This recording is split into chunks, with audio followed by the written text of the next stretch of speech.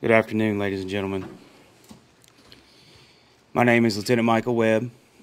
I'm the Public Affairs Commander for the Kentucky State Police, and we are brought here today by an awful tragedy that has descended upon Western Kentucky and our Commonwealth.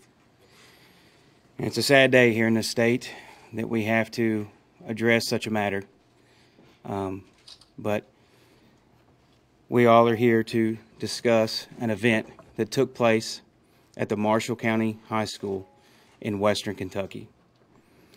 And before we get into some of those basic facts, I'm going to introduce to you the governor of our Commonwealth, Matt Bevin. He's taken the leadership upon himself to get on a plane and come down here to the scene and take a vested personal interest into seeing what's going on. And I'm going to turn it over to him. And we have a unified front of federal and state and local partners with us today that will speak to you briefly. And we will try to give you the best details that we can at this time, keeping in mind that we have an ongoing criminal investigation and a large crime scene, which we must take into account. And we have to be very prudent in how we release this information so as not to jeopardize the integrity of this investigation going forward. So without further ado, the Governor of the Commonwealth, Matt Bevin. Thank you. Appreciate it. Yes, sir. This is what I would ask of those of you in the media, in addition to what was just noted. This is going to be a fair amount of factual information that we will provide to you. It will be all the facts that we are able to share at this time, that are known to be fact, that are germane to the interest that you have. But I want to reiterate, and you'll hear it reiterated again, this is an ongoing investigation, and we run the risk of certain information compromising that information. So bear in mind that while there will be many questions you may have that will not be answered during the course of this short conversation with you, we know there are questions. We may or may not even have the answers to those or have the ability or liberty to share the answers to those. Everything that is possible to be shared and is known to be fact will be shared with you in the next moments. When we are done, there will not be questions because any information that is possible to share will have already been shared with you. I would ask, out of respect for the families involved and for this community, for the gentleman behind me and those that they represent that will be involved in this ongoing investigation, that you respect the process, that you respect the need for us to make sure that things are done in a very accurate manner. And so with that said, let me tell you what we do know and what is able to be reported at this time. As was noted, this occurred this morning. The exact timeline will be discussed by the Commissioner in a moment. It occurred at the Marshall County High School. At this time, there are 19 individuals who are being treated or have been treated for injuries. 14 of those are gunshot wounds. 5 of those are non-gunshot wound-related injuries. Of the 14 who have received gunshot wounds, 2 have passed away. 1 was a decedent at the scene. That student was a 15-year-old female. A second student,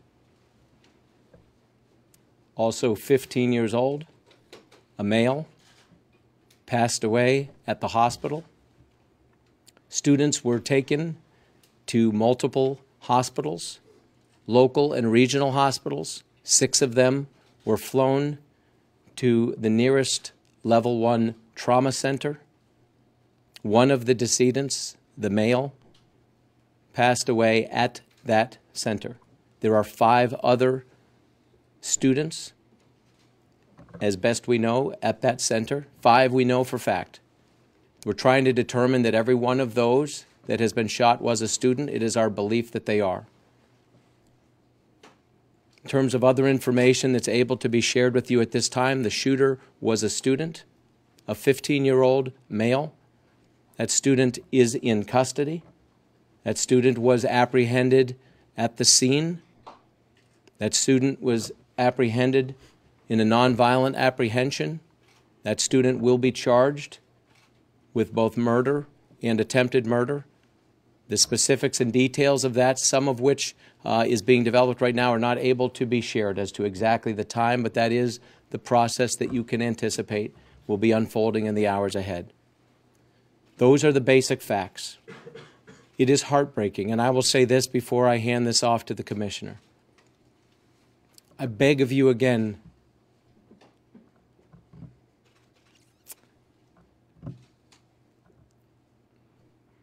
respect the fact that these children belong to this community and to specific families in this community. And this is a wound that is going to take a long time to heal.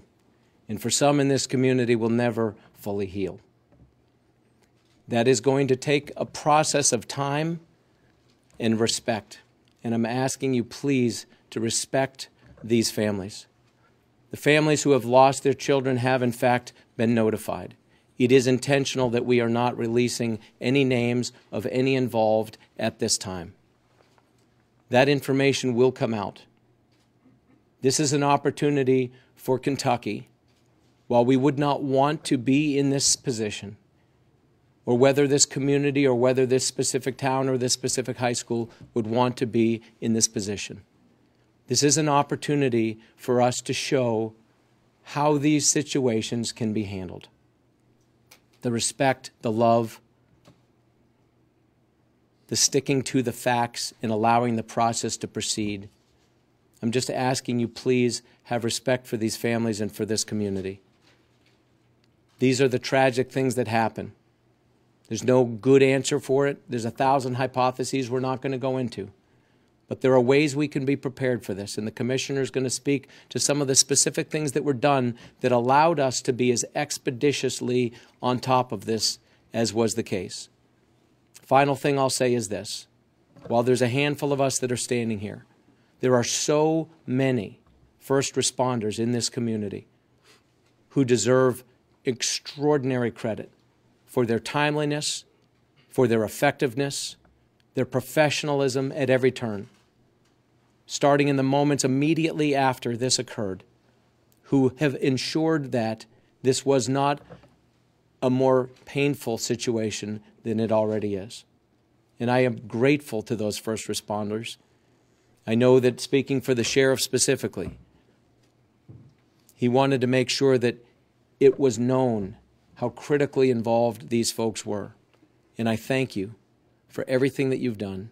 And I want to turn things over now for some of the specifics of timeline and response and what people can do with follow-up information to our Commissioner for the Kentucky State Police, Rick Sanders. Thank you, Governor. Good afternoon. I'm here to tell you some times and specifics, but not to go too specific to possibly jeopardize our case. What we do know is when the bell rang, the first responders showed their best. People from city, state, federal agencies have all called to offer their assistance and have all come to this location to help. The incident began at 7:57 a.m. when a 15-year-old student armed with a handgun entered the high school and started shooting. At 7:59 a.m., the first 911 call came in. At 8:06 a.m., first responders arrived at the high school. I'll also note there was an SRO at the school when this occurred. And I will also note that the students at that school did exactly as they were trained. The Kentucky State Police has been in this area recently teaching students and faculty how to respond to an active shooter situation. And everybody in that high school reacted appropriately. As the governor said, there were a total of 14 shot. One female died at the scene. One male died at the hospital. A tragic day for all of us. Right after the shooting occurred, I got a call. We responded. I also got a call from the FBI Special Agent in Charge, Amy Hess, offering her assistance to us helping us process this high school scene. We have also been joined by the ATF, who've offered their assistance. We've been joined by a number of police departments throughout the area, sending people here to help the Sheriff's Department to respond to calls. So we're all joined together in a professional manner to process this scene. There's a lot yet to be done. There are a lot of witnesses to be interviewed, and we're not going to get into specifics at this time. But those are the calls that came in. That's how it was responded to. The investigation right now is being conducted by the State Police, Critical Incident Response Team, and the FBI. And ATF is here as well. We're processing the scene. There's a lot of work to be done. I would ask that anybody that is a witness to this to not talk to the media, but to talk to us first. Anybody that has information and has not talked to the Kentucky State Police, I would ask you to contact us and give us the information that you have. There's a lot to be done. It's going to be a long few days, and I ask for your patience. When we can release additional information, we will, but we don't want to do anything to hamper the prosecution. I will tell you the 15-year-old is going to be charged with murder and attempted murder, and we're working with the authorities now to proceed with those charges. Thank you for being here. Again, it's a tragic day for all of us. I would just assure you of one thing. We in law enforcement will do our job and do it well. And we will pray for the families that are affected by this today. And I make a promise to them that we will do this in the best manner possible. Thank you.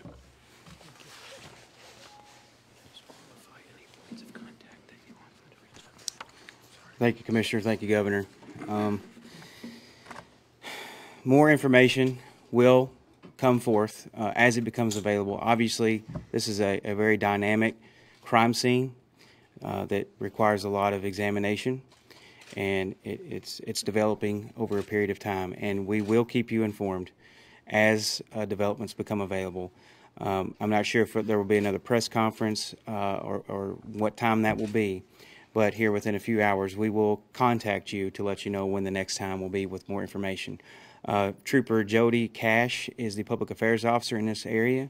He's doing a wonderful job of staying in touch with most of you. And then obviously I'm Lieutenant Webb, and you can contact my office as well. I would just like for you to keep in mind as we go forward, as this information comes out and you report, to please just respect the families of the folks that have been involved here. Keep in mind their privacy and what they're going through. And this is something that is struck in the heart of Kentucky, and it's not far away. It's here, and it hits home. I have a 15-year-old daughter, and I think about that.